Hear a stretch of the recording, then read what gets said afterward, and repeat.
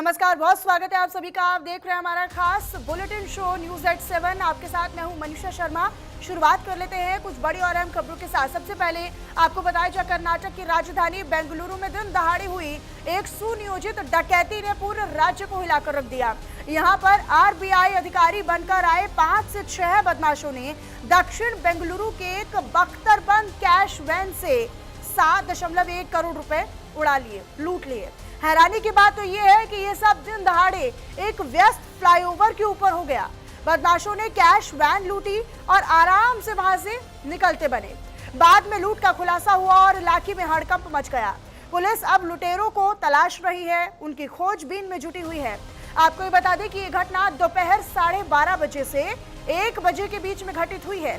CMS info system की van 3 बक्सों में नकदी लेकर यानी कैश लेकर जेपी नगर में मौजूद एचडीएफसी बैंक से 22 किलोमीटर दूर एचबीआर लेआउट पर जा रही थी। और इस चौंकाने वाली घटना में, इस चौंकाने पूरे वारदात में एक एमयूवी, 2 हैचबैक गाड़ियां और सीएमएस की एक संचालित बख्तरबंद वैन भी शामिल थी।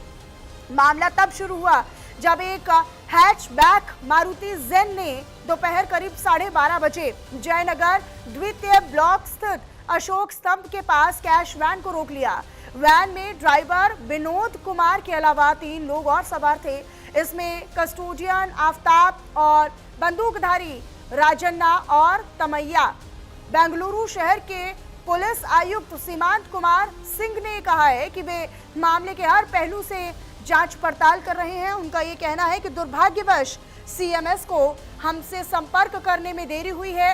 2 पुलिस उपायुक्त और एक संयुक्त आयुक्त मामले को सुलझाने के लिए 8 स्पेशल टीमों का नेतृत्व कर रहे हैं।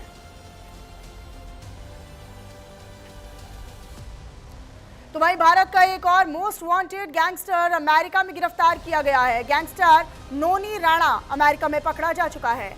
नोनी राणा को नायग्रा बॉर्डर से गिरफ्तार किया गया है। अमेरिका कनाडा की बॉर्डर है। राणा कनाडा भागने की फिराक में था, ऐसी जानकारी है, और उससे पहले ही उसे अमेरिका की एजेंसियों ने हिरासत में ले लिया था। नोनी राणा हरियाणा के यमुनानगर का रहने वाला है, वहां का मूल निवासी है। नोनी राणा कुख्यात गैंगस्टर काला राणा का छोटा भाई है। 19 नवंबर को लॉरेंस बिश्नोई के छोटे भाई अनमोल बिश्नोई को अमेरिका से भारत डिपोर्ट किया गया। अब लॉरेंस बिश्नोई के एक और करीबी को अमेरिका में पकड़ा जाना इस पूरे गैंग के लिए, गैंगस्टर्स के लिए एक बड़ा झटका माना जा रहा है।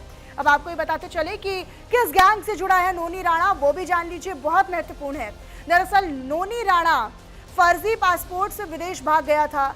ये विदेश से लॉरेंस बिश्नोई गैंग को ऑपरेट कर रहा था, वहीं से उसका संचालन चला रहा था। हाल ही में नोनी राणा की कई सोशल मीडिया पोस्ट भी सामने आई हैं और इन पोस्ट में नोनी राणा ने उन तमाम वारदातों को अंजाम दिया है जिसमें उसमें जिम्मेदारी ली गई है, जिसमें लॉरेंस गैंग ने हरियाणा में अंजाम दिया था। इसके अलावा जल्द भारत लाने के लिए हरियाणा पुलिस सेंट्रल एजेंसियों के साथ यूएस के अधिकारियों के संपर्क में भी है।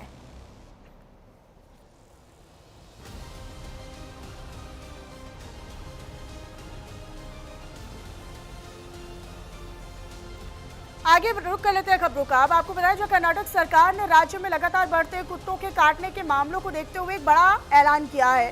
सरकार ने ये तय कर लिया है कि कुत्ता काटने से किसी व्यक्ति की मौत होती है तो उस पर परिवार को 5 लाख रुपए मुआवजा दिया जाएगा।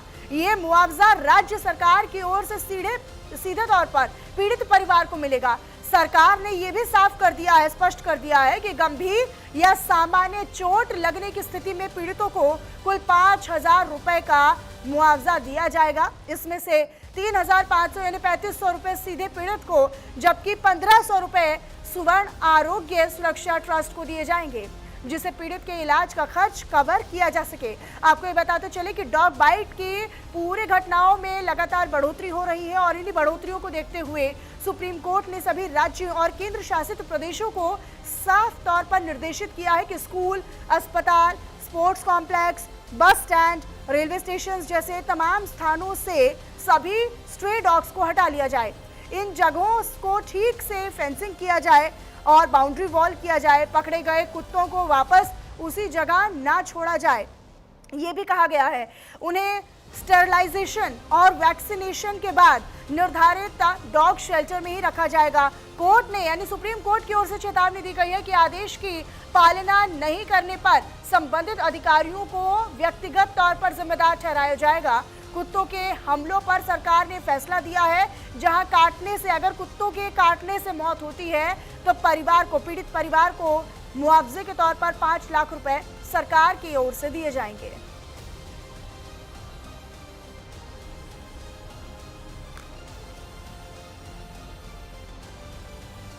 बात नेपाल की कर लेते हैं, क्योंकि नेपाल में एक बार फिर